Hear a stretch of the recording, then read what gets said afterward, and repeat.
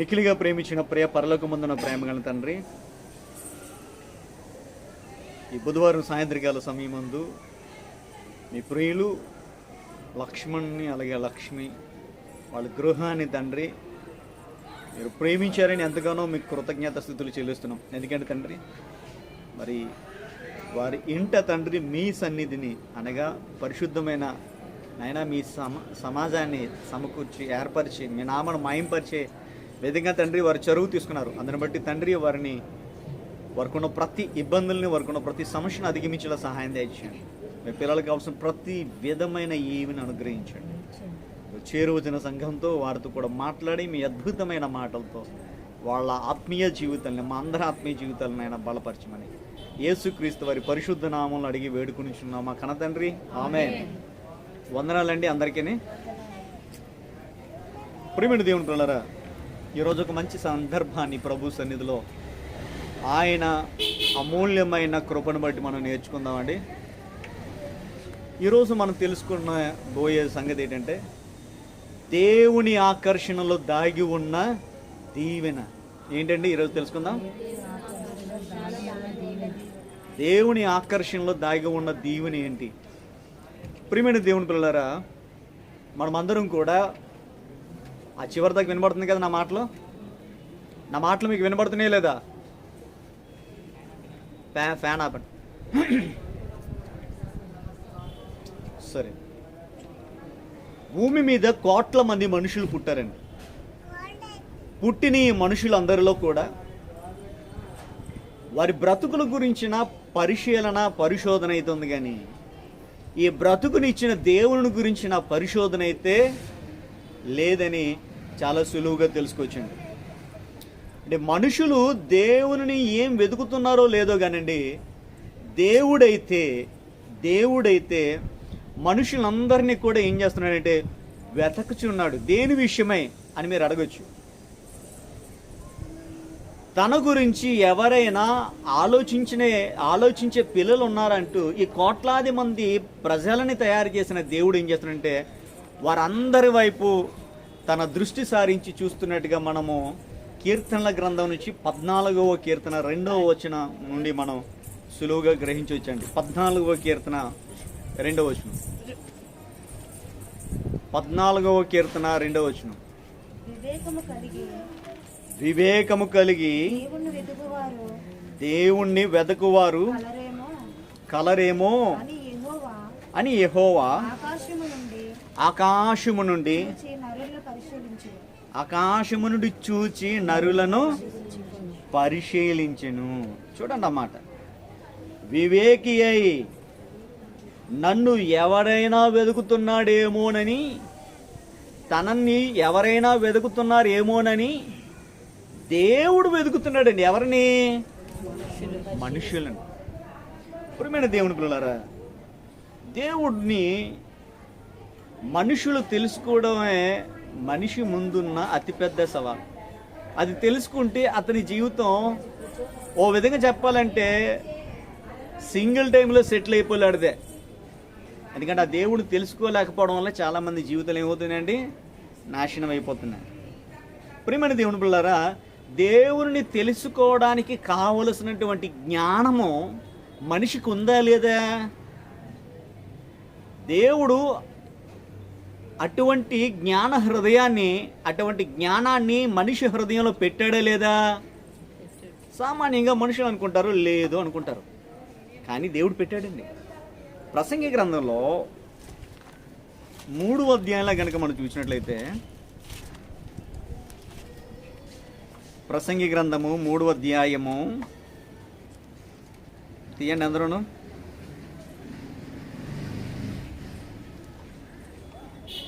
11వ వచనం.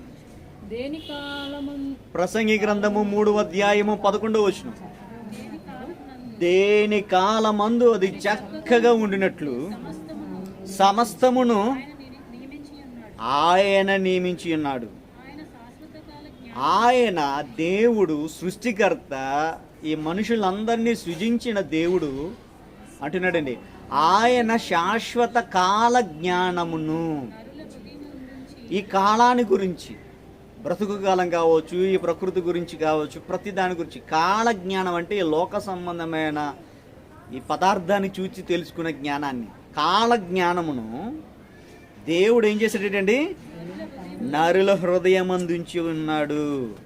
కానీ దేవుడు చేయి క్రియలను పరిశీలనగా తెలుసుకున్నట్టుకు అది చాలు. దేవుడు చేసే అన్ని పనులు పూర్తిగా తెలుసుకోలేకపోవచ్చు. దేవుడు చేయు క్రియలను అంటాడండి, దేవుడు చేయు క్రియలను పరిశీలనగా తెలుసుకోవడానికి చాలు. అంత చాలకపోవచ్చు, కనీసం ఆయన ఉన్నాడని ఒక చిన్న స్పృహ చాలు కదా. అంటే ఆ రకమైన స్పృహ లేదా? మనిషికి దేవుడండి ఆలోచన శక్తిని దేవుడు మనిషికి పెట్టాడండి. ఆలోచన శక్తి లేకపోతే మనుషులందరూ కూడా నశించిపోయే మృగములను పోలుంటారు. మీకు తెలుసో లేదో? ఈవెన్ పక్షులకు కూడా చాలా నాలెడ్జ్ ఉంటుందండి. ఎంత నాలెడ్జ్ ఉంటుందంటేనండి, నేను ప్రాక్టికల్గా తెలుసుకున్నది ఏంటంటే, మా ఇంటి మేడ మీద చర్చ్ బిల్డింగ్ మీదకి వెళ్ళానండి. వెళ్తే అక్కడ కొన్ని కాకులు ఉన్నాయి ఎప్పటి నుంచో. ప్రతిసారి కూడా పైకి వెళ్తుంటే పొడవడానికి ట్రై చేస్తున్నాయి. ఏంట్రా ఎలా చేస్తాను అని నన్ను కాదనుకోండి, మళ్ళీ అలా తిరిగి వస్తే మళ్ళీ చూస్తుంది. ఆ కాకి ఏం చేస్తుందంటే, అది కాళ్ళతో తనడానికి అన్నట్టుగా తన ముక్కుతో కాళ్ళ గోల్ని షార్ప్ చేసుకుంటుంది. ఓరు నాయన, ఇది ఎక్కడ ఎంత బాగా పెట్టారా బాబు అనుకున్నా. అంటే దానికి తెలుసు పదునుగా ఉంటే కానీ దిగబడదని. సరే, దాని సంగతి ఏదో చోదించేది, టవల్ కప్పుకొని కూర్చుందండి. వెనక్కి ఆతులు వచ్చి ఇలా తన్నుకుంటే వెళ్ళాను. అంటే టవల్ లేకపోతే ఏమవుతాయి నాకు. అంటే మనిషిని అటాక్ చేయాలంటే దానికి ఉన్న ఆయుధాలని పదును చేసుకోవాలని గద్ద కూడా అంతే కదండి. దాని ముక్కుని ఏం చేస్తుంది, ముసలిదాన్ని అయిపోయినప్పుడు దాన్ని పోగొట్టుకొని కొత్త ముక్కు ట్రై చేస్తుంది. మీకు తెలుసు లేదు? ప్రతి జీవికి ఎంతో కొంత ఆలోచన ఉంది. వాటికి మించిన ఆలోచన మనిషికి ఉందండి. దాన్నే వివేకం అంటారు. ఏమంటారు దాన్ని? అది ఎక్కడుందో తెలుసండి, మనిషి జీవితంలో ఈ వివేకం అనేది అంటే మెదడులోనే ప్రవేశపెట్టాడు. మెదడులో నుండి రకరకాల భాగాలు ఉంటాయండి. ఇప్పుడు ఒక ఇల్లు అనగానే రకరకాల గదులు ఉంటాయి. ఏ గదిలోకి వెళ్ళాలంటే గదికి ఒక పేరు పెట్టుకుంటాం. బెడ్రూమ్ అని, హాల్ అని, కిచెన్ అని, ఇంకేమంటారండి, బాత్రూమ్ అని, అంటే రీడింగ్ రూమ్ అంటే రకరకాల పేర్లు పెట్టుకుంటాం. దాన్ని బట్టి రీడింగ్ రూమ్లో బుక్స్ తీసుకున్నట్టు అక్కడికి వెళ్ళి తీసుకొచ్చేస్తారు అంటే. అలాగే కిచెన్లోకి వెళ్ళి గ్లాస్తో వాటర్ తీసుకొస్తారు. అలాగే బ్రెయిన్ కూడా, మన ఆలోచించే శక్తి బ్రెయిన్లో ఉందండి. అసలు టోటల్ శరీర ఫంక్షనాలిటీ ఎంత ఎక్కడ ఉంది, ఫంక్షనింగ్ ఎంత ఎక్కడ ఉంది, ఈ బ్రెయిన్లోనే. అందుకనే ఈ న్యూరాలజిస్టులు ఏం చేసినట్టే బ్రెయిన్ని రకరకాల భాగాలుగా విభజించారండి. ఈ బ్రెయిన్కి మిగిలిన భాగాలకి కనెక్టింగ్ చేసే దాన్ని కార్టెక్స్ అంటారు. దాన్ని ఏమంటారంటే అది కార్టెక్స్. ఈ కార్టెక్స్ ఏంటంటే రెండు స్విచ్ బోర్డుల మధ్య వైర్లు ఎలాగైతే ఉంటాయో అలా ఉంటుంది అన్నమాట, కనెక్టర్స్. ఇప్పుడు ఈ కార్టెక్స్కి అండి థియోలస్ అనే ఒక కణం ఉంది. ఇది ఏం చేస్తుంటే మనిషిలో భావోద్వేగాల్ని ఏం చేస్తుందంటే అది నియంత్రిస్తుంది. ఈరోజు కోపం ఎక్కువ రావాలన్నా, లేకపోతే ప్రేమ ఎక్కువ రావాలన్నా లేదంటే చిరాకు పడాలన్నా రకరకాల ఫీలింగ్స్ ఉన్నాయి కదా, భావోద్వేగాలను కంట్రోల్ చేస్తారు. ప్రతి భాగం కూడా అందులో ఉంటుంది. మనిషి మంచోడుగా ఉండాలని ఆలోచించే శక్తి అదే మెదడులో పడుతుంది. ఆ ఆలోచన విచక్షణ కోల్పోయేలాగా చేసే భాగం కూడా ఎక్కడ ఉంది, మెదడులో. మీరు బాగా వినాలి. ఏదేం చెప్తున్నంటే, ఆలోచించే శక్తిని పెట్టాడు. ఆలోచించి వివేకి అయి గొప్పవాడుకుండే అది మన మెదడులో ఉంది. మనిషి చెడిపోయే పరిస్థితి కూడా ఎక్కడ ఉంది, భావోద్వేగం నియంత్రించుకోలేక అది మెదడులో ఉంది. దేవుడు ఇవన్నీ పెట్టిన తర్వాత నా గురించి ఎవరైనా వెతుకుతున్నారేమోనని ఏం చేస్తున్నాడట, థింక్ చేస్తున్నాడు.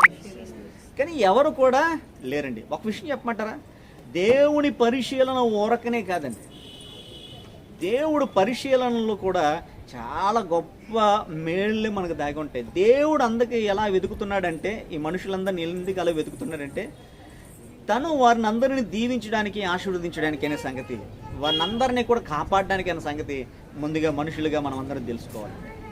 ప్రియమైన దేవుని పిల్లరా, ఈ మాటలు నేను ఎందుకు చెప్పానంటేనండి,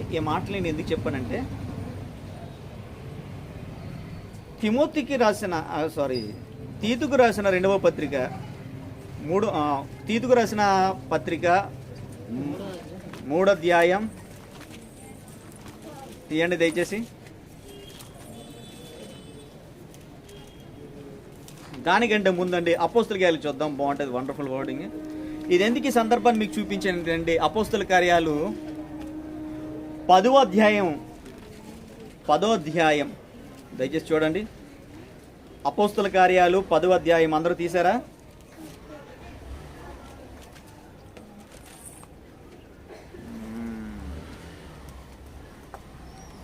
రెండో వచనం 4వ వచనం చదువుకుందామండి.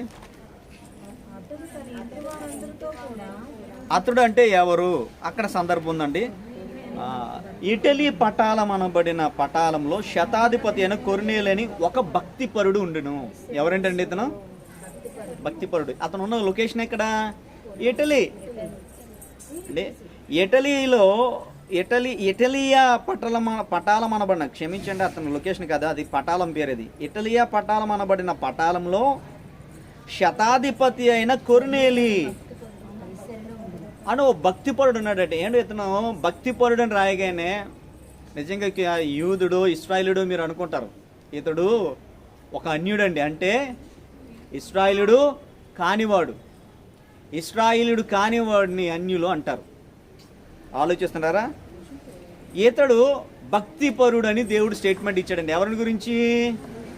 ఓ అన్యుడి గురించి దేవుడు స్టేట్మెంట్ ఇవ్వడం నిజంగా చాలా వండర్ఫుల్ అండి. ఎందుకంటే బైబిల్ గ్రంథం అంతటిని కూడా మనం పరిశీలన చేస్తే సృష్టికర్తను విడిచి సృష్టమును పూజించే వారిని అందరినీ దేవుడు అసహించుకున్నట్టుగా, వారిని అందరినీ దేవుడు భ్రష్ట మనసుకు అప్పగించేసినట్టుగా తెలుసుకుంటాం. అంతేకాకుండా ఈ నరుల జ్ఞానమును ఈ మనిషి తన సొంత జ్ఞానం చేత డెవలప్ చేసుకుంది కదా ఈరోజు టెక్నాలజీ అంటారు. అంటే ఈ టెక్నాలజీ ఏదైతే ఉందో అది దేవుని దృష్టికి ఎలా ఉంది? వెర్రితనంగా ఉందన్నాడు. మనుషుల దృష్టి ఘనమైంది, అసహ్యం అంటున్నాడు ఆయన. ఇలా అన్నిటి విషయాల్లో కూడా ఆయన్ని కాకుండా చేసే ప్రతి కార్యక్రమాన్ని దేవుడు అనుకున్నాడు అసహ్యంగా, తనకు నచ్చిన విధంగా చెప్తా ఉన్నాడు. అలాంటి ఒక మనిషి తన పట్ల భయభక్తులు కలిగి ఉండడం వల్ల అతని గురించి సాక్ష్యం ఇస్తున్నాడండి. బైబిల్ గ్రంథంలో భక్తిపరుడని సాక్ష్యం పొందింది ఇద్దరేనండి నాకు తెలిసి. ఒకరు ఎవరండి? యోబు గారు. రెండవది ఈ అన్యుడైన కొర్నేలి అండి. ఈ కొర్నేలి గురించి చెప్పాడు. మనం బాగా ఆలోచిస్తే ఇక్కడ ఒక పాయింట్ మనం బాగా గమనించాలి. ఇతడు ఎలాగ దేవుని పట్ల భక్తిపరుడు అయిపోయాడు? ఒక అన్యుడై ఉండి దేవుని, నిజమైన దేవుని ఎలా తెలుసుకున్నాడు అనేది పెద్ద క్వశ్చన్. ఎవరండి? ఈ కొర్నేలి ఒక అన్యుడై ఉండి ఇశ్రాయేలు దేవుణ్ణి ఎలా తెలుసుకున్నాడు? ఎందుకంటే ఆయన వేరొక దాన్ని కనుక తన పట్ల వేరొక దాని పట్ల అతను విశ్వాసం కలిగి ఉంటే దేవుడు అతను భక్తిపరుడు అని అనేవాడా? కాదు. నిజానికి తన ఎన్నుకున్న ప్రజలు కాకపోయినప్పుడు కూడా తనని విశ్వసిస్తున్నాడని, ఆ విశ్వాసం కూడా ఇశ్రాయేలు ప్రజలతో కంపేర్ చేసి చూస్తే చాలా ఉన్నతంగా ఉందని అతని గురించి ఏమన్నాడండి? కొర్నేలి అని ఒక భక్తిపరుడును. అంటే నాకు వచ్చిన డౌట్ ఏంటంటే దేవుడేమో మనుషులందరినీ వెతుకుచూ చూస్తున్నాడు. వివేకము కలిగి దేవుడు వెతకవారు కలరేమోనని దేవుడు ఆకాశం నుండి నరులందరినీ పరిశీలన చేస్తుంటే మొదటి శతాబ్దంలో ఒక కొర్నేలి కనబడ్డాడండి. ఈ 21వ శతాబ్దంలో మనం కనబడ్డాం. మిగిలిన వారు కూడా దేవుడు అలాగే కనబడాలని కోరుకుంటున్నాడు. ఎవరి ఇళ్లలో ఉన్నా, ఎవరెక్కడ ఉన్నా సరే దేవుడు అదే వెతుకుతున్నాడండి. ఎక్కడున్నాడు వివేకం కలిగి, నన్ను నిజంగా ఈ సృష్టిని చేసిన సృష్టికర్తగా నన్ను గుర్తించి నా కోసం తెలుసుకున్నవాడు ఎవడు అని దేవుడు ఏం చేస్తున్నాడండి? వెతుకుచున్నాడు. మనిషి కూడా వెతుకుతాడు. నా అవసరాలు ఎవరు తీరుస్తారని. మనిషి ఏమో క్షణభంగరం లాంటి ఈ జీవితంలో, ఏమంటే గాలి బొడగ వంటి ఈ బ్రతుకులో కొద్దిసేపు ఉండి ఆవిరైపోయే ఆవిరి వంటి మనిషి ఆలోచనలో ఇతగాడు ఏం చేస్తాడంటే తన అవసరాలు ఎవరు తీరుస్తారంటే అవసరాల వైపు వెళ్ళిపోయి నిజమైన సృష్టికర్తను ఏం చేశారండి? వదిలేసుకున్నారు. అలాంటి పరిస్థితుల్లో దేవుడిని విశేషంగా ఆకర్షించాడండి. ఎవరో? కొర్నేలి. ఏమంటే ఆయన నిజంగా ఇశ్రాయేలు దేవుడి పట్ల విశ్వాసం కలిగి ఉన్నాడంటే ఎస్ అని చెప్పొచ్చండి ముమ్మాటికి. ఎలా చెప్పొచ్చు ఏంటంటే ఈ అధ్యాయంలో నేను ఆయన గురించి తెలుసుకున్న సంగతులని పరిశీలన చేసినప్పుడు అండి నిజంగానండి అతడి గురించి మనం 11వ అధ్యాయంలో చూస్తామండి. 11వ అధ్యాయంలో మనం చూస్తాం. 11వ అధ్యాయంలో చూడండి, అక్కడ 2వ వచనం. పేతురు యెరూషలేముకు వచ్చినప్పుడు సున్నతి పొందిన వారు నీవు సున్నతి పొందని ఎడల యొద్దకు పోయి వారితో కూడా భోజనము చేస్తూ అని అతనితో వాదం పెట్టుకున్నది. చూసారండి, అంటే సున్నతి పొందిన వారంటే ఎవరు చెప్పాలి? ఇశ్రాయేలీయులు. సున్నతి పొందిన వారంటే ఎవరండి? అన్యులు. రైట్. ఇక్కడ ఈ సందర్భాలు కనుక మనం చూస్తుంటేనండి, ఇతడు ఇటలీ పటాలములో ఉన్నప్పుడు కూడా ఇతడు పని ఎక్కడ? ఇశ్రాయేలీయుల మధ్య. ఎవరి పని? కొర్నేలి. అందుకు ఇతను నిజ దేవుని గురించి వారి ద్వారా పరిచయమే ఉంటుంది. ఎవరికి? కొర్నేలికి. అప్పుడు ఏం చేశాడంటే అతను దేవుని మనస్ఫూర్తిగా వెతకడం ప్రారంభించాడు. ఇక్కడ నాకు మరో విషయం కనబడింది. ఏది? 10:2 ఏముందంటే, అతడు తన ఇంటి వారందరితో కూడా, ఏమంటే అతడు కైసరియలో ఉన్నాడు. కైసరియలో తన ఇంటి వారు అందరితో కూడా భయభక్తులు గలవాడే ఉన్నాం. ఏమంటే నాకు తెలిసి ఇలాంటి పదం పాత నిబంధన గ్రంథంలో ఒక్కరినే మనం చూస్తామండి. ఎవరైనా? మోషే తర్వాత ద గ్రేట్ లీడర్ ఎవరండి? యెహోషువ గారు ఏమన్నారు చెప్పండి? నేను నా ఇంటి వారును యెహోవాను సేవించుదు అన్నారండి. అలాంటి ఒక డెడికేటెడ్ క్యాండిడేట్గా ఎవరిని చూస్తున్నాం? కొర్నేలిని. అంటే దేవుని వెతకడమే కాదు, సత్యవంతుని తెలుసుకోవడమే కాదు. కూర్చోనా? సత్యవంతుని వెతకడమే కాదు, తాను తెలుసుకున్న ఆ సత్యాన్ని తన ఇంటి వారందరికీ తెలియజేసి ఆ ఇంటి వారందరిని నిజదేవుని వైపు, సత్యవంతుని వైపు, సృష్టికర్త వైపు, యెహోవా వైపు ఏం చేశారండి? ఆయన త్రిప్పాడండి. వండర్ఫుల్ కదా. ఈరోజు చాలా క్రైస్తవ కుటుంబాలు, ఒకరు వస్తే ఒకరు రావట్లేదు. ఒకరు దేవుడి పట్ల ఆసక్తి ఉంటే మరొకరికి ఉండదు. అది ఈరోజు మన భక్తి. కానీ ఎంత అద్భుతం అండి! ఆయనకి ఎవరు గైడ్ చేశారండి? తనంతట దానికే తెలుసుకున్నాడు. అందుకని దేవుడు ఏం చేస్తాడంటే వెతుకుచున్నాడు. అలా వెతికే వారికి దేవుడు ఎలాంటి దీవుల్ని ఇస్తాడు అంటే, అలా వెతికే వారిని దేవుడు ఎలా ఆశీర్వదిస్తాడు అని దాని గురించి మనం తెలుసుకోవాలంటేనండి, నిజానికండి వెతికే వారిని అందరినీ, అంటే దేవుణ్ణి ఎవరైతే వెతుకుతున్నారో దేవుడు అలాంటి వారిని అందరిని ఏం చేస్తాడంటే ఆకర్షిస్తాడండి. ఏం చేస్తాడు? ఆకర్షిస్తాడు. ఎలా ఆకర్షిస్తాడో తెలుసా? చూడండి, ఒక మాట చూద్దాం. యోహాను సువార్త నుంచి 6వ అధ్యాయం.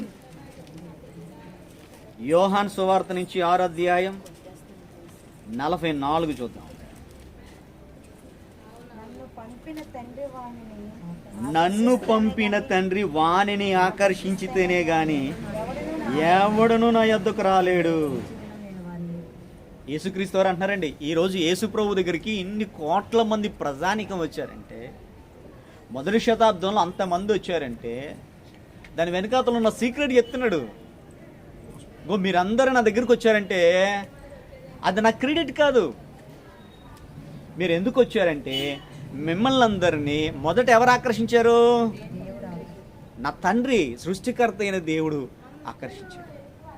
నా తండ్రి ఆకర్షిస్తేనే కానీ మీరెవరు నా దగ్గరికి రాలేరు. అసలు ఆకర్షణ అంటే ఏంటో తెలుసా? ఆకర్షణ అంటే ఏంటో తెలుసా అండి? ఆయన ఆకర్షణలు ఉంటే మనం వచ్చామంట. ఈరోజు చాలామంది అనుకుంటారు అంతటి నేనే వచ్చానంటారు. నో, నువ్వు దేవుని ఆకర్షణలు ఉండబట్టే దేవుడు చూస్తున్నాడు తన ఆకర్షణలో ఎవడున్నాడని, తనని ఎవరు ఆకర్షిస్తున్నాడని. ఆకర్షించేవాడిని దేవుడు ఆకర్షిస్తాడు. ఈ ఆకర్షణ అనేది భూమి మీద వచ్చినప్పుడా, భూమి ముందు నుంచా?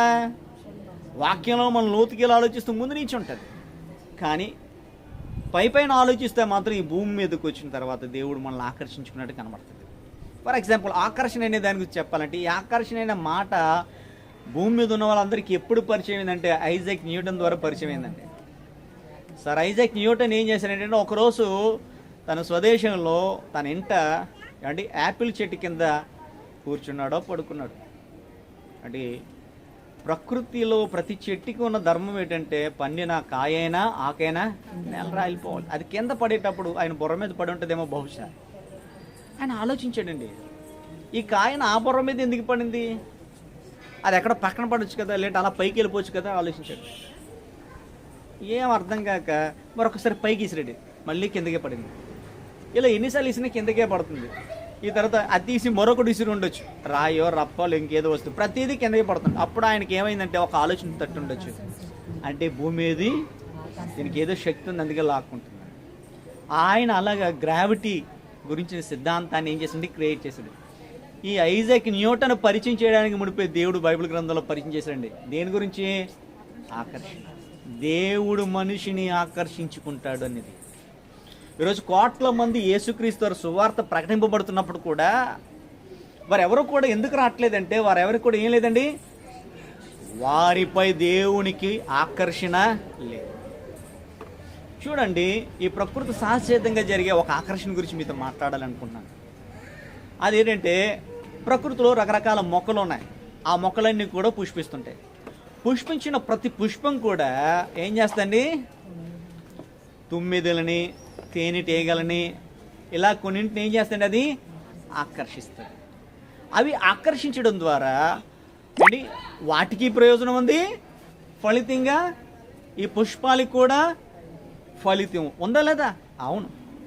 ఇప్పుడు పుష్పం అనేది వికసించిన తర్వాత అది కాయగా మారాలంటే అండి, దాని తాలూకు ఏమండి ఫలదీకరణ జరగాలంటేనండి, ఈ పక్షులు కానీ, తుమ్మెదలు కానీ, కీటకాలు ఏవైతే ఉన్నాయో ఇవి ఒక్క పువ్వు మీద నుంచి మరో పువ్వు మీదకి వాళ్తుంటాయి. అలా వాలేటప్పుడు ఏం చేస్తాయంటేనండి, దీంట్లో ఉన్న కొన్ని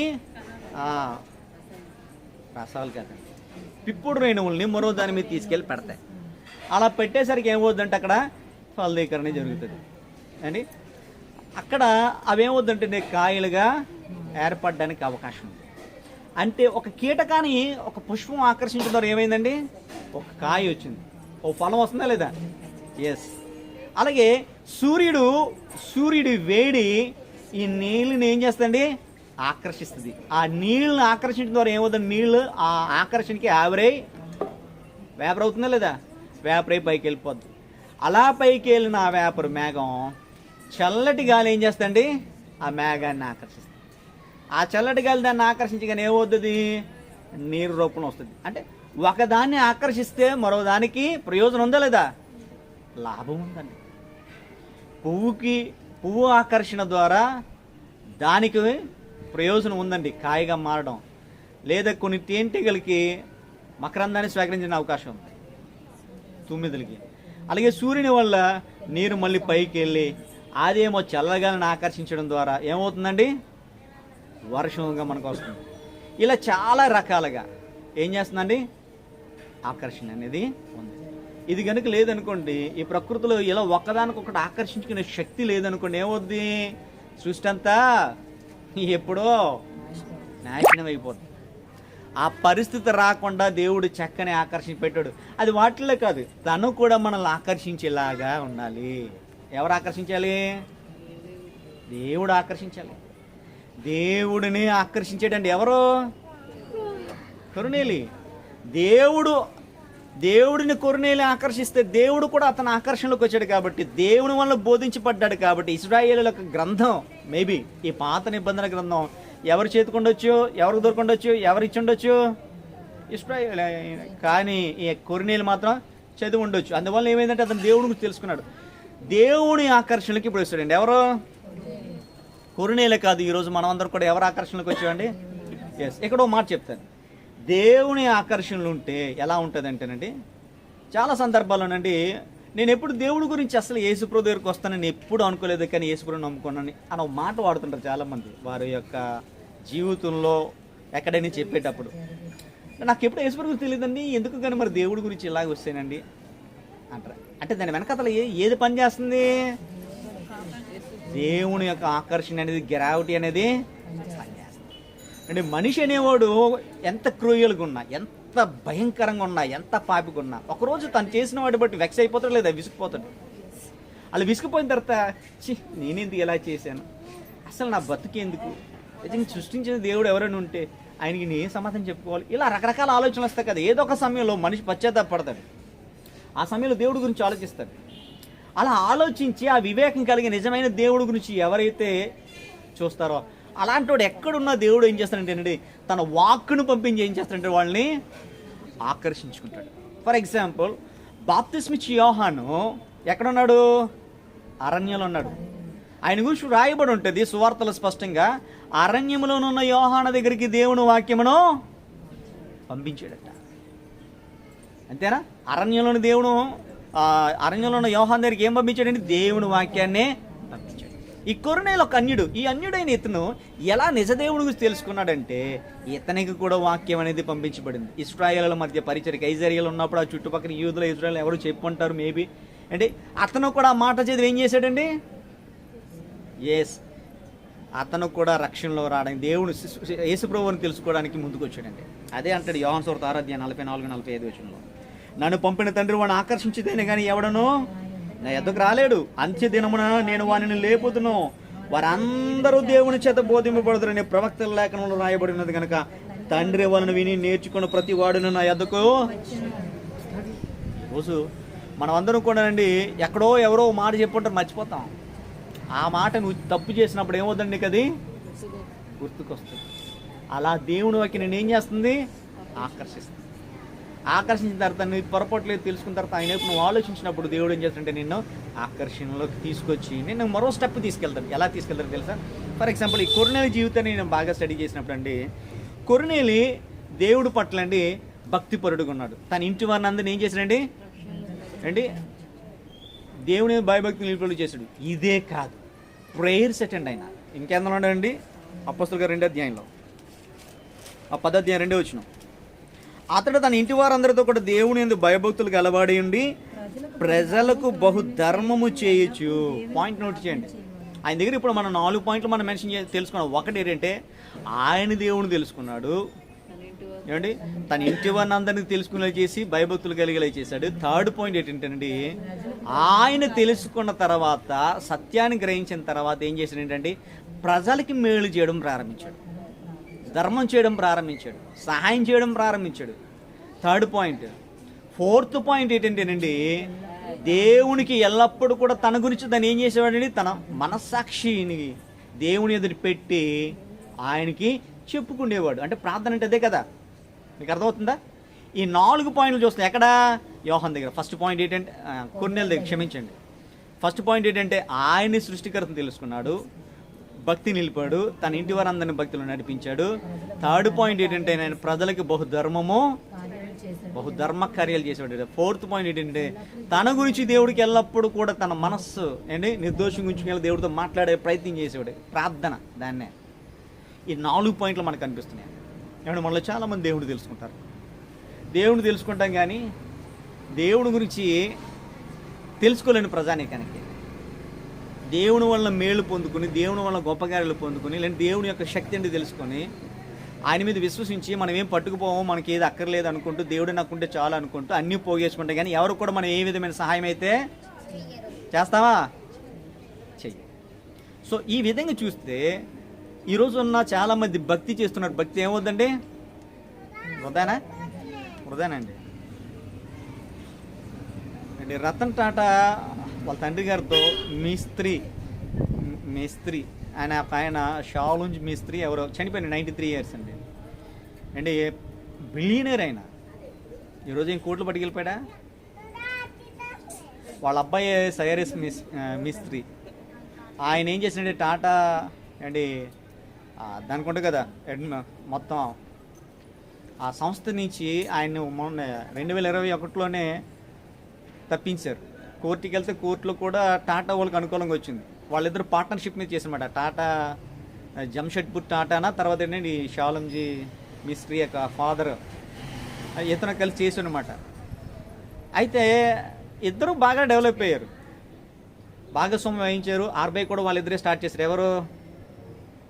ఈ షాలంజీ మిస్త్రీ అని తర్వాత ఏమి జంషెడ్పూర్ టాటా, వీళ్ళందరూ వాళ్ళ ఆధ్వర్యంలో గొప్ప కన్స్ట్రక్షన్ చేశారు. నిజానికి 50 దేశాల్లో టాటా అండి ఫ్యాక్టరీస్ ఉన్నాయి, 50,000 మందికి వర్క్ చేస్తానమాట. అలాంటి వ్యక్తి పార్ట్నర్ అన్నమాట, సపరేట్ అయిపోయాడు. 1000 కోట్లు ఉన్నాయి, చచ్చిపోయాడు. ఏం పట్టుకెళ్ళాడా? ఈరోజు ఈ విషయాలని మనకు తెలుసు, భక్తి పరులే మనం అందరం. కానీ ప్రజలకు బహు ధర్మకార్యాలు చేస్తామా? మేలు చేస్తున్నాడు మనం ఏమైనా? అంత పోల్చుకుంటే ఆయన ఎంత గొప్ప వ్యక్తి అంటే ఎవరు? కొన్నేళ్ళు ప్రజలకు ఏం చేసినట? బహుధర్మ కార్యాలు చేశాడు. దేవుడిని ఆకర్షించాడు. దేవుడు అతన్ని ఆకర్షిస్తే ఎలాంటి ప్రయోజనం ఉంటుంది? దేవుడిని అతడు ఆకర్షిస్తే ఎలాంటి ప్రయోజనం ఉంటుంది? దేవుని ఆకర్షణలు అంటే ఎలాంటి ప్రయోజనాలు ఉంటాయంటే, ఇక ఇతడికి ఏం చేశాడు ఏంటంటే దేవుడు, చూడండి 11వ అధ్యాయంలో 14వ వచనంలో ఒక గొప్ప దీవెన ఆశీర్వాదాన్ని ప్రసాదించడం మనకి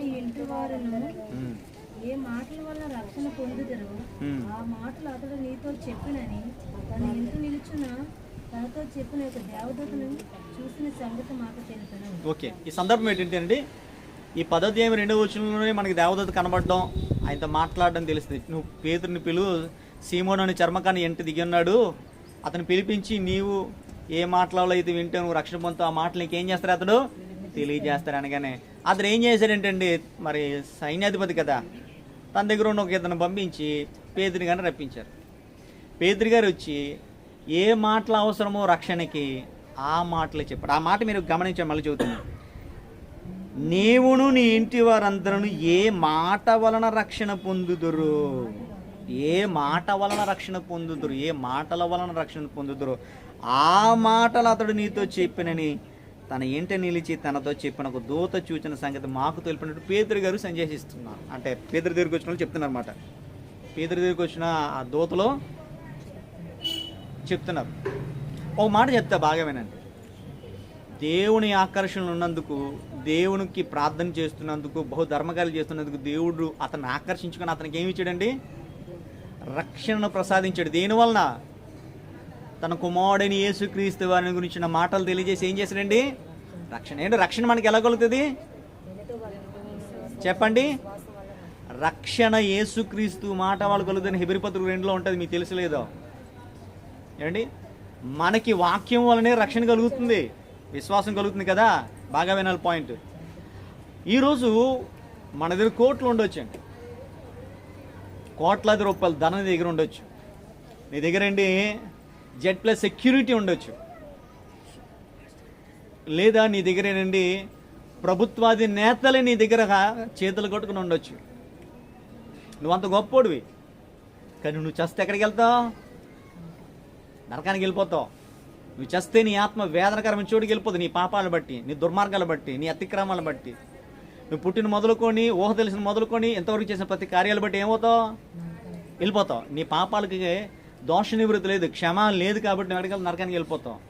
అంటే ఇప్పుడు ఆలోచించాడు, కోట్లాది రూపాయలు ఉండి చచ్చిపోయిన మిస్త్రీ గొప్పోడా? ఉపయోగులు. ఆయన వెనకాతలు ఎంతమంది ఉన్నారు?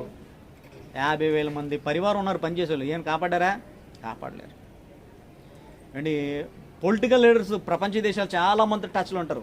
ఏం సపోర్ట్ దొరికిందా? ఇవేవి అక్కడ ఎక్కడే పనిచేస్తాయి. అంటే కోట్ల రూపాయలు ఉన్నా సరే మనిషికి రక్షణ లేకపోతే వేస్ట్, అంతేనా? నిజానికి దేవుని ఆకర్షణలో కనుక మనం ఉంటే నీ కోట్లు ఇవ్వలేనిది, నీ దగ్గర ఉన్న ఈ ప్రభుత్వ అంటే ప్రతినిధులు ఇవ్వలేనిది, ఈ అధికారులు ఇవ్వలేనిది, లేకపోతే నీకున్న ఈ సెక్యూరిటీ గార్డ్స్ ఇవ్వలేనిది దేవుడు ఉచితంగా ఇచ్చేది ఏదంటే రక్షణ, అంతేనా? ఆ రక్షణ అనేది ఎప్పుడు వస్తుంది? దేవుడు అతడిని ఆకర్షించినప్పుడు మాత్రమే. మర్చిపోకండి, దేవుడు ఒక మనిషికి రక్షణ ఎప్పుడు ఇస్తాడండి? మనము దేవుడిని ఆకర్షిస్తే దేవుడు మనల్ని ఆకర్షిస్తాడు. ఆయన ఆకర్షిస్తే మనకేమొస్తుందండి? రక్షణ. ఒక పుష్పం 9ని అంటే తేనెటీగని ఆకర్షిస్తే దానికి ప్రయోజనమేనా? దానికి ప్రయోజనం అంటే ఆ కీటకానికి ప్రయోజనం ఉంటుంది. పుష్పానికి ప్రయోజనము, కీటకానికి ప్రయోజనం. ఏమండి మేఘం అనేది చల్లటి గాలి తాకగానే ఏమవుతుంది? ఆకర్షణకి చిన్నకే పడతలేదా? ఇలాగే దేవుని ఆకర్షణకి మనకి కలిగే ప్రయోజనం, లాభం ఏంటంటే రక్షణ. కోట్లాది రూపాయలు కొమ్మరించిన దొరకని రక్షణ, ఆత్మరక్షణ. మన పాప శాపములన్నిటి నుంచి విడుదలనిచ్చి తనున్న మహాలోకమైన పరలోకంలో అంటే దేవుడున్న ఆ లోకములో దేవుడితో నిలిచే మహాభాగ్యం అది వచ్చింది లేదా? అంటే దేవుని ఆకర్షణకి కలగాలంటే ఏం చేయాలంటే రక్షణ రావాలి. దేవుని ఆకర్షణ నిలిస్తే ఏమవుతాడంటే దేవుడు అందుకే వెతుకుతున్నాడు. ఆయన ఆకట్టుకునే పిల్లలు ఎవరున్నారని వెతుకుతున్నాడు. ఫర్ ఇన్ఫర్మేషన్, ఆకట్టుకునేంత జ్ఞానం ఉందా లేదా ప్రజలకి ఇచ్చాడు. కానీ ఈ ప్రజలు ఏం చేశారు? దాన్ని సరిగా ఉపయోగించుకోవట్లేదు. మేలు కీళ్ళు వివేచించలేక అసలు మొత్తం ఆలోచన అంతా బుర్రలోనే పెట్టేశాడు, ఈ శరీరంలో పెట్టేశాడు. శరీరంలో పెట్టేసినా సరే దాన్ని సరిగ్గా ఉపయోగించుకోలేక మనిషి మృగం కంటే హీనంగా మారిపోయాడు. దేవుడు ఎవరిని వెతుకుతున్నాడంటే తన్ను వెతికేవారు, వివేకం కలిగి వెతికేవారిని. అలా వెతికిన వారిలో ఒక కొర్నేలు కనబడ్డాడు. ఆ కొర్నేలు దేవుడు ఏం చేశాడంటండి, ఇదిగో తన ఇంటి వారికి అత్యవసరంగా ఇవ్వాల్సింది ఏంటంటేనండి, కోట్ల రూపాయలు ఉన్న లేనిది రక్షణ ఇచ్చాడండి. సెకండ్ ఏంటి, దేవుడు నిన్ను ఆకర్షిస్తే నీకేం కలుగుతుందండి, రక్షణ. చాలామంది అండి మనం దేవుని ఆకర్షణ ఉంటే మనకు రక్షణ వస్తుంది. బట్ మన ఇంటి వారిని కూడా ఏం చేయాలట, దేవుడు ఆకర్షించేలాగా మనం ఏం చేయాలండి, మార్చాలొద్దా? చాలామంది మన సోదరులు వాళ్ళు మారారు కానీ వారి తల్లిదండ్రులని వాళ్ళు ఎవరు కూడా మార్చలేదు, భార్యలు మార్చారు. చాలామంది చెప్పా, వాళ్ళు మన సోదరులు కొందరు చెప్పా, నాన్న ఇది కాదు నీ బాధ్యత ఇది. ఏమండి, నీ బాధ్యత ఇది, నువ్వు మార్చాలి, దేవుని ఆకర్షణలు నిలబడలే చేయాలి. చెప్పి చూడండి, దేవుడు నీ వైపు వారు తిరిగితే ఈ కొర్నేలిలాగా వారు కూడా ఏంటి సృష్టికర్త వైపు తిరిగి నిజమే దేవుడు ఉన్నాడు కదా, నా పాపాలను మానుకోవాలి కదా అనుకున్నప్పుడు ఏం చేస్తాడు దేవుడు, యేసునందు మనకి ఏం చేస్తాడండి, యేసుక్రీస్తు వారి నందు రక్షణ ప్రసాదిస్తాడు. చూడండి, అదే మాట మనము తీతు పత్రికలో మనం చూడగలం. ముగించేద్దాం ఈ సందర్భాన్ని. తీతు పత్రిక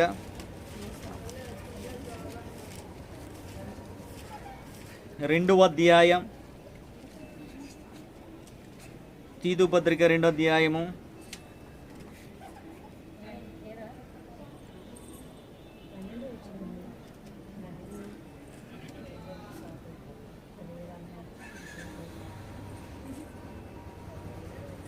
14వ వచనం. తీతు పత్రిక 2వ అధ్యాయం 14వ వచనం.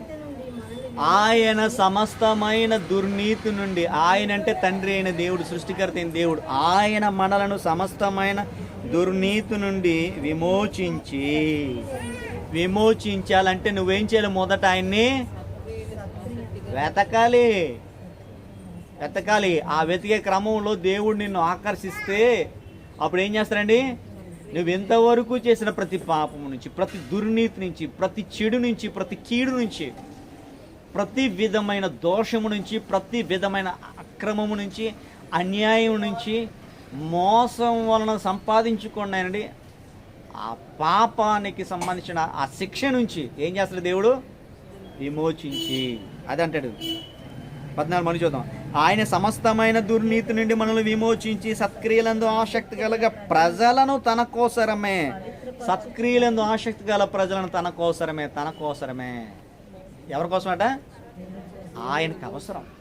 కొర్నేలిని దేవుడు ఆకర్షించిన కారణం ఏంటి తెలుసా, ఇదే. ఈరోజు మనం అందరం ఇలా ఉండడానికి కారణం ఏంటి తెలుసా, చెప్పండి గట్టిగా. సత్క్రియలు ఏంటండి, దేవుడు చెప్పిన పనులు. సత్క్రియలందు ఆసక్తి గల ప్రజలను కోసరం ఏం చేశాడట, చదవండి, అన్నమాట బాగుంటుంది. ప్రజలను కోసరమే, తన కోసరమే, సత్క్రియల ఆసక్తి గల ప్రజలను తన కోసమే, తనకు అవసరమని అని అనుకోవచ్చు.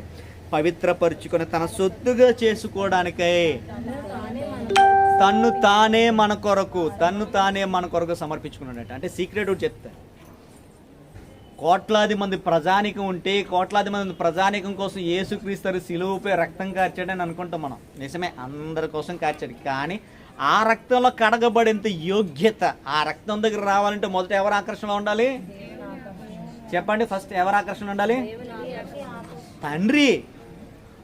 నన్ను పంపిన తండ్రి వాడిని ఆకర్షిస్తే కానీ వాడు నా దగ్గరికి రాలేదు. నా దగ్గరికి వచ్చే ప్రతివాడు కూడా మొదట నా తండ్రి వాళ్ళని ఏం చేశాడు, బోధించబడ్డాడు, తెలుసుకుని వచ్చాడు. అలా వచ్చేవారి కోసం అప్పుడన్న రక్తం ఏం చేస్తుంది, వాళ్ళకున్న పాపం నుంచి విడుదల చేస్తుంది. ఏమంటే యేసుక్రీస్తు రక్తం మనుషులందరి మీద ప్రోక్షింపబడింది అనుకుందాం. అందరూ పవిత్రులు అయిపోవాలి కదా. ఎందుకు కాలేదు, ఎవరైతే సృష్టికర్తని తెలుసుకొని యేసుక్రీస్తు వారి యందు విశ్వసించి ఆయనే నిజమైన రక్షకుడని, నా కోసం చనిపోయాడని, నా పాపముల కోసం మరణించి ఎవరైతే విశ్వసిస్తారో వారిని మాత్రం శుద్ధీకరిస్తూ మిగిలిన వారు ఎందుకు శుద్ధీకరించలేదు? ఎప్పుడేం ప్రశ్న వేసుకున్నారా? ఆ ప్రశ్నకి సమాధానం ఇది. అంటే యేసు మరణం ఇప్పుడు అందరి కోసమా? దేవుని సత్క్రియల కార్యక్రమాలు, దేవుని వెతికి సత్క్రియలను ఆసక్తి గల ప్రజల కోసమా? చెప్పండి, నా పాయింట్ మీకు అర్థమైందా? ఈ భూమి మీద 750 కోట్లు దాటి 800 కోట్ల మంది ప్రజానికం ప్రస్తుతం. ఈ 850 కోట్ల మంది ప్రజానికం కోసం అని మనం అనుకుంటాం. కానీ ఎవరైతే నిజంగా యేసు రక్తంలో కడగబడతారో వాళ్ళ కోసమే పర్టికులర్గా. మిగిలిన వారి మీద కూడా రక్షణ ప్రోక్షింపబడినా దాని విలువ తెలియలేని వాళ్ళు.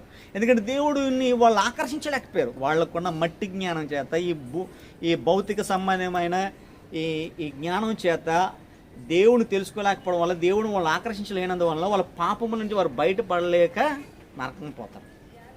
ఆ స్పృహ రావాలంటే ఏం చేయాలి? వెతకాలి. ఫస్ట్ ఎవరు క్రియేటర్? నన్ను చేసిన సృష్టికర్త ఎలా ఉంటాడు? నాలాగా ఉంటాడా? అంటే మనల్ని చేసిన సృష్టికర్త మనలాగా ఎందుకు ఉంటాడు చెప్పండి? మించిన అదృశ్య శక్తి స్వరూపుడు ఎవరు? తండ్రి. ఆయన ఆ రూపం ఎవరికి తెలియదు. అలాంటి శక్తి స్వరూపం నువ్వు ఎలా ఊహించేసుకుంటావు? ఆయన గురించి తెలుసుకుంటేనే యేసుక్రీస్తు నీకు పరిచయం అవుతారు. ఆయన యేసుక్రీస్తు వారి దగ్గర నువ్వు వస్తావు. ఆయన గురించి ఆలోచించుకుంటే యేసుక్రీస్తు దగ్గర రాలి. యేసుక్రీస్తు దగ్గరికి వచ్చావంటే నీ జీవితం ఏమైనట్టు? దేవుని ఆకర్షణ నుండి ధన్యతలో దీవులను పొందుకోవడానికి స్టార్ట్ అయినట్టేనా? అంతేనా కదా? మీకు అర్థమవుతుందా టీం? అది అదే చెప్తున్నాడు. తన కోసరమని, తన సొత్తుగా చేసుకోవడానికే దేవుడు ఆకర్షించిన పిల్లలందరినీ ఏం చేశాడండి? పవిత్రపరచుకోవడం కోసం తన కుమారుణ్ణి మన కోసము బలియాగంగా చేశాడండి. ఈరోజు ఈ పాయింట్ వినండి. మీరు యేసుక్రీస్తునందు ఆసక్తి కలిగిన ప్రజలుగా మీరుంటే, దేవుడిని మీరు ఆకర్షించినట్టుగా ఉంటే, ఎక్కడితో కాదు ఇంకా దీనికి మించిన దీవుని ఆశీర్వాదాలు ఉన్నా లేదా? ఏంటిది? తండ్రి కుడి పార్శ్వమందు కూర్చునే అవకాశం కూడా ఉంది. బంపర్ ఆఫర్ అంటారు కదా, ఉందా? ఉంది. ఆయన ఆకర్షణ ఉంటే మొదట రక్షణలోకి వస్తా, రక్షణలోకి వచ్చి నిన్ను ఎక్కడ తీసుకెళ్తాడు? తన దగ్గరే కూర్చుని పెట్టుకునే స్థితికి తీసుకెళ్తాడు. అంటే దేవుని ఆకర్షణ మనకి ఎన్ని దీవులు తీసుకొస్తుంది. దేవుని ఆకర్షణలో దాగి ఉన్న దీవులు మీకు అర్థమైతే, తండ్రిని నువ్వేం చేయాలి? మహిమపరచాలంటే నీకు ఇవ్వబడిన జీవిత కాలంలో చేతికి వచ్చిన తండ్రి గురించిన ప్రతి పని ఏం చేయాలి? చేయలేదా? మనం ఏంటండి బాబు, ఈ టీం లీడర్ ఎవరు ఉంటారు? రాదు ఎవరు ఉంటారు? నా వాళ్ళు కదా, నేను కదంటారు. ఏం చేస్తున్నారు అయ్యా మీరు? సత్క్రియలు ఆసక్తి గల ప్రజలేనా? అలా అయితే నీ తండ్రిని నువ్వు ఆకర్షిస్తే నీకేముంటుంది? బ్లెస్సింగ్స్. లేకపోతే ఏమవుద్ది? బ్లెస్సింగ్స్ ఉంటాయా? బర్న్ అయిపోవడం ఉంటుంది. బ్లెస్సింగ్స్ కావాలా, బర్నింగ్ కావాలి? మీకు ఏం కావాలండి? బ్లెస్సింగ్సా, బర్నింగ్సా? కాలిపోవడమే బర్నింగ్ అంటే అక్కడికి వెళ్ళాక బ్లెస్సింగ్సే. ఏంటి? దేవుని ఆకర్షణలో దేవుళ్ళు ఉన్నాయి. ఆ దేవుళ్ళు కావాలంటే సత్క్రియలను ఆసక్తి గల ప్రజలుగా మనం అందరం ఉండాలి. కొరినిలో ఒక అన్యుడు చేశాడండి. ఏమన్నా మనం మునిపేం గొప్ప గారులు చేసేలేదు నాకు తెలియదండి. బట్ వచ్చిన తర్వాత ఆయన చేయాలొద్దా? ఏం చేశారు చెప్పండి? ఎంతమంది అవసరతలు ఉంటే మీరు ఆదుకున్నారు, ఎంతమంది ప్రాణాపాయ స్థితి ఉంటే ప్రాణాలు కాపాడేలాగా ఈ ప్రాణాలు కూడా రిస్క్ చేసి అంటే కాపాడని ట్రై చేశారు. ఎన్ని ఆత్మ నరకానికి వెళ్ళిపోతుంటే సత్యసువార్తను వాళ్ళకి అందించి, నిజమైన ప్రేమను మాటల్లోని క్రియల్లో కూడా చూపించి దేవుని పరిచయం చేశారు. చెప్పండి, ఈరోజు మనం ఎలాంటి వాళ్ళు అంటేనండి, ఆ ఉన్న 100 రూపాయలు మనమే దాచుకోవాలి, ఇంకెవడికి ఒక్క రూపాయి కూడా కూడదు అనుకుంటాం. అందరితో పాటు బతకాలి మనం కూడా. మనం ఒక్కడే బతకాలి కాదు. ఓ మాట చెప్పి నేను ముగిస్తానండి. కొద్ది రోజుల క్రితం నేను ఒక మాట గురించి ఆలోచించానండి. మనిషి అనేవాడు అశాశ్వతం, కానీ మనిషి క్రియలు ఎందుకు శాశ్వతం నాకు అర్థం కాలేదండి. ఈరోజు ఉంటాడు, రాత్రి పడుకుంటాడు, తెల్లవారు లేస్తాడో లేదు గ్యారంటీ లేదు. ఆ అర్ధరాత్రి ఆడు చచ్చిపోవచ్చు, హఠాన్ మరణం అంటాడు, సడన్ డెత్ అంటారు. బాగానే ఉన్నాడండి చచ్చిపోయాడు అంటారు. మేకపాటి ఎవరండి మన చనిపోయిన మినిస్టర్ అండి, బాడీ బిల్డరే. ఎంత బాడీ బిల్డర్ ఇది ఏం చేస్తారు? బాడీలో మొత్తం లేపాడానికి ఆత్మనే వెళ్ళిపోయాడా? చచ్చిపోయాడు. మేకపాటి మంత్రి చచ్చిపోయాడు. చాలామంది హెల్తీగా ఉన్న వాళ్ళు చచ్చిపోతున్నారు. కారణం ఏమిటో తెలుసా? ఎప్పుడు మనిషి ఆయుష ఆరిపోద్దో ముగిసిపోద్దో తెలియదు. ఇది ఎందుకు చెప్తున్నానంటే, ఇలాంటి లైఫ్లో ఉన్న నీవు ఎప్పుడు చేసే తెలియదు నీకు సాయం చేయడం మనిషి ఏంటంటే అత నాకే నాకే నాకే ఏం నాకుతావు, ఏం తినేస్తామండి, ఏముంటుందండి మనకి? ఏం ఉండదండి. కాబట్టి బతికినంతకాలం మేలు చేస్తే ఏం చేయాలండి? బతికిదాం. చూడండి, ఇలాంటి వారిగా దేవుడు ఉండాలనుకుంటున్నాడండి. నాకేమనిపించిందంటే, మనిషి క్రియ ఎందుకు శాశ్వతం, మనిషి ఎందుకు అశాశ్వతం అని ఆలోచించినప్పుడు అండి, మనిషి చనిపోయినప్పుడు కూడా మనిషి చేసే పనులు ఏవైతున్నాయో మొదటి నుంచి వాడికి ఊహ తెలిసినప్పటి నుంచి చేసే ప్రతి పనిని దేవుడి దగ్గరికి వెళ్ళిపోద్దట. వెళ్తుందా లేదా? కొందరి క్రియలు న్యాయపు తీర్పుకు ముందుగా నడుచుచున్నాయి లేదా? కొందరు పాపం ముందుగా నడుస్తున్నాయి లేదా? ఉన్నాయి. అన్ని రికార్డెడ్ అయిపోయా. నువ్వు పర్మనెంట్ కాకపోవచ్చు, కానీ నువ్వు చేసిన పని మాత్రం పర్మనెంట్గా ఏమైంది? లిఖించబడింది, రికార్డ్ చేయబడింది. కాబట్టి నీ పని శాశ్వతం. ఈరోజు మనిషి కట్టిన ఒక కట్టడం ఉంటుంది, కానీ మనిషి మాత్రం ఉండదు. మనిషి చేసిన ఒక వస్తువు ఉంటుంది, మనిషి మాత్రం ఉండదు. నేను నోటీస్ చేయండి. అంటే పని ఉండిపోద్ది, మనిషి మాత్రం ఉండదు. కాబట్టి నువ్వు ఎంత ఈ దేవుడి కోసం నువ్వు పని చేస్తావు. సాటి మనుషులకి పని చేయడం అంటే వీళ్ళు నక్షత్రాలు తిప్పడం కాదు, అండ్ సముద్రంలో నీరుని అంటే ఆకాశం నుంచి కిందకి తోడడం కూడా కాదు. నీ చుట్టూ ఉన్న మనుషులకి ఏం చేయాలండి? తండ్రి ప్రేమను చూపించడంలో, ఆ సత్క్రియలను కనపరచడంలో, అండ్ వాళ్ళకి ఆపదలు ఉంటే వాళ్ళని ధైర్యపరచడంలో, ఆదరించడంలో, నిస్సాస్థితులు ఉంటే వాళ్ళని ధైర్యపరచడంలో, అంటే రకరకాల పరిచర్యలు ఉన్నాయి కదా, సేవ చేయడంలో ముందుకెళ్ళాలి. ఏ పని ఏమవుద్దంటే నీ జీవితం ఏం చేస్తండి? పర్మనెంట్ చేస్తా. ఫర్ ఎగ్జాంపుల్ మదర్ తెరీసా గారు కాలం చేశారు, బట్ ఆమె చేసిన క్రియలు గుర్తు చేసుకుంటున్నావా? చేసుకుంటున్నాం. యేసుక్రీస్తు ప్రభు వారి క్రియలు గుర్తు చేసుకుంటున్నా లేదా? 2000 సంవత్సరం చేసుకుంటాం. మనిషి శాశ్వతం కాదు. ఏది శాశ్వతం? నువ్వు చేసే పని. కొర్నేలు కూడా దేవుని దృష్టికి ముందు ఏమి వెళ్ళాయండి? ఆయన వెళ్ళాడు, ఆయన పని వెళ్ళిందా? ఆయన చేసిన ధర్మ పనులే ముందుకెళ్ళాడు. నువ్వేం చేస్తున్నావు? నీకు ఎక్కడుంది? నీకు అసలు తండ్రి గురించి ప్రయాసపడింది. తండ్రి ఆకర్షణ ఉంటే నువ్వు ఎలా ఉండవు. ఉన్నతంగా రేయంబగళ్ళు ప్రయాసపడతావు, శ్రమ పడతావు. అంటే పరిశుద్ధుల కొరకైనా, అంటే లోకంలో ఉన్న వారి కోసం ఏం చేస్తారు? రేయంబగళ్ళైనా ప్రయాసపడతారు. ఎక్కడుంది చెప్పండి? ఎంతసేపు మీ పొట్ట, మీ ఇల్లు, మీ అంటే మీ డొక్క అంటే పొట్టే కదా, అంటే మీ కొంపే, ఇవే చూసుకుంటారు. కానీ దేవుని పని గురించి ఏం ఆలోచన చెప్పండి? ఇదండి క్రియ, ఇదే పని, ఇదే సత్క్రియలను ఆసక్తి గల ప్రజలు. ఫిలిప్పీ పత్రిక 2:10 చూడండి, ముగించేద్దాం ఫైనల్గా. ఫిలిప్పీ పత్రిక 2:10 వచ్చింది. దేవుని ఆకర్షణలో దాగి ఉన్న గొప్ప దీవునండి తన ప్రక్కనే కూర్చొని పెట్టుకున్నంత స్థితి నీకు ఇచ్చాడు. కానీ నువ్వేం చేస్తున్నావు? ఆయన ఆకర్షణ నిలిచేలాగా ఏం చేస్తున్నారు? 2:10 చదవండి, ముగించేద్దాం. ఎఫీసీ పత్రిక 2:10 వచ్చింది. ఫిలిప్పీ పత్రిక అన్నా క్షమించండి, ఎఫీసీ 2:10. మరియు వాటి అందు మనం నడుచుకోవడం వల్లనే దేవుడు ముందుగా సిద్ధపరిచిన సత్క్రియలు చేయుటకై, మనము క్రీస్తు యేసునందు సృష్టింపబడిన వారమే, ఆయన చేసిన పని అయి ఉన్నామట. అంటే దేవుని ఆకర్షణలో నువ్వు ముందుంటే వచ్చినప్పటి నుంచి నువ్వు ఎవరి పనులు ఉంటావు? ఏ సేవలు ఉంటావు? నీ పొరుగు వారు, ఇరుగు పొరుగు వారి గురించి, లేదంటే దేవుని పిల్లలైన వారు, పరిశుద్ధుల పరిచర్యలో అందులో ఉంటావు. ఎప్పుడు నేను, నా ఇల్లు, నా వారు అనుకునే స్వార్థం ఉండదు. ఏంటి ఆడపిల్లలకండి వాళ్ళ అమ్మ వాళ్ళే ఎక్కువ ఇంపార్టెంట్. అంటే పెళ్ళైన ఆడపిల్లలు ఎలా ఉంటారండి? వాళ్ళ పుట్టింటోళ్ళే బాగా ఇష్టం, ఇంకెవరు కూడా అక్కర్లేదు. అత్తింటి వారంటే అస్సలు ఇష్టం ఉండదు. ఆ టైప్ అయిపోయారండి అందరూ. సెల్ఫిష్నెస్ అన్నమాట. దేవుడి పిల్లలకి అలా ఉండొచ్చు, ఇటు అలా ఉండకూడదు. పెళ్ళైన ఆడపిల్ల కాదు, ఎలా ఉండాలండి? పెళ్ళైన ఆడపిల్ల అయితే స్వార్థం ఉంటుంది, అలా ఉండకూడదు. మనం ఎలా ఉండాలంటే అండి, మనిషిగా చక్కగా ఆలోచించాలి. అందరి విషయమే దేవుని పిల్లలకి ఏం చేయాలండి? మనం ఒక నిర్ణయం, స్టాండ్ తీసుకోవాలి. సత్క్రియలను ఆసక్తి గల ప్రజలుగా దేవుడిని ఎన్నుకున్నాడు. కొర్నేలి ఆ స్టాండ్లో ఉన్నాడు కాబట్టి దేవుడు ఏం చేసినాడు? అతన్ని దేవుడు ఆకర్షించాడు లేదా? మీ స్టాండ్ ఏంటి? దేవుడు మిమ్మల్ని ఆకర్షించి మీకు ఎలాంటి దేవుని ఇవ్వబోతున్నాడు ఇదే డిసైడ్ చేసుకున్నాను. ఎందుకంటే బ్లెస్సింగ్సా, బర్నింగ్సా? దేవుని ఆకర్షణలు ఉంటే నీకు బ్లెస్సింగ్సే, బట్ దేవుని ఆకర్షణ కాకుండా ఆయన వికర్షణ ఉంటే ఏమవుద్ది? బర్నింగే. సో చాయిస్ మీదే. నాకైతే కొర్నేలి జీవితం చాలా గొప్పగా ఆకర్షించింది. ఎందుకంటే ఓ అన్యుడిగా ఉండి ఇశ్రాయేలు దేవుడైన యెహోవాను తెలుసుకున్న గొప్ప సంగతి తెలుసుకుని తన ఇంటి వారిని నడిపించాడు. ఆ తెలుసుకున్న తర్వాత తనకి భక్తి కూడా క్రియరూపంలో చూపించాడు. తర్వాత తను చేస్తున్న ప్రతి పని గురించి తండ్రితో మాట్లాడుకునేవాడు. ఏటండి జీవితం! అందుకే దేవుడు అతన్ని, రక్షణ ఒక్కటే తక్కువ కాబట్టి రక్షణ ఒకటి తీసాడండి. ఎవరికి? ఆయనకి. ఈరోజు నీవు కూడా దేవుడిని ఆకర్షిస్తే నీ జీవితంలో ఏది తక్కువ దాన్ని దేవుడు ఏం చేస్తాడు? ఈ రాత్రి ఫుల్ఫిల్ చేస్తాడా లేదా? దేవుడు ఫుల్ఫిల్ చేస్తాడా? ఎస్. కొర్నేలి లైఫ్లో ఫుల్ఫిల్ కాంది రక్షణ ఒకటే లేదు, మిగతా అన్నీ ఉన్నాయి. అది ఆయన ఫుల్ఫిల్ చేశాడు. ఈరోజు నీ జీవితంలో కూడా దేవుడు ఫుల్ఫిల్ చేయదలుచుకున్నాడు. నువ్వు ఆయన ఆకర్షించగలిగితే ఈ భక్తి జీవితం ఖచ్చితంగా దేవుడు నిన్ను కూడా ఏం చేస్తాడు? ఫుల్ఫిల్ చేస్తాడు. ఫుల్ఫిల్ అంటే నిండా దీవిస్తాడు. నీ వాంటింగ్స్ ఏంటో ఆయనకు తెలుసు. మొదట ఆయన గురించి నువ్వు థింక్ చేయి. అంటే ఆయన నువ్వు ఆకర్షించేంతగా నువ్వు బతుకుతా ఖచ్చితంగా నిన్ను ఖచ్చితంగా ఈ రాత్రి ఏం చేస్తాడండి, డ్యామ్ ష్యూర్గా బ్లెస్ చేస్తాడు. ఓకేనా? ఇప్పుడు ప్రేయర్ చేసుకుందామా? కొన్నేళ్ళు బ్లెస్ చేసిన దేవుడు చూడే మనల్ని కూడా ఏం చేస్తాడండి, బ్లెస్ చేస్తాడు.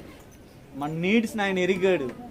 మన నీడ్స్ ఆయన ఇవ్వడానికి ఇష్టపడుతున్నాడు. బట్ ఆయన ఆకర్షణలో ఉన్నావు లేవు నువ్వు ఆలోచించుకో. అది ఉంటే కొన్నేళ్ళలాగే నీవు కూడా అన్యుడైన అతనే అలాగుంటే క్రీస్తుని తెలుసుకుని నువ్వు ఇంకెంత గొప్పగా వర్క్ చేయాలో తెలుసుకుని దేవుడు నీకు ఇచ్చిన ప్రతి పనిని చివరి వరకు నమ్మకంగా లోపం లేకుండా చేయండి. దేవుడు మిమ్మల్ని అందరినీ కూడా కాపాడును కాక, మనలందరినీ కూడా కాపాడును కాక. ప్రార్థన చేసుకున్నప్పుడు ప్రార్థించండి. ఒకరు ప్రార్థించండి ఆయన.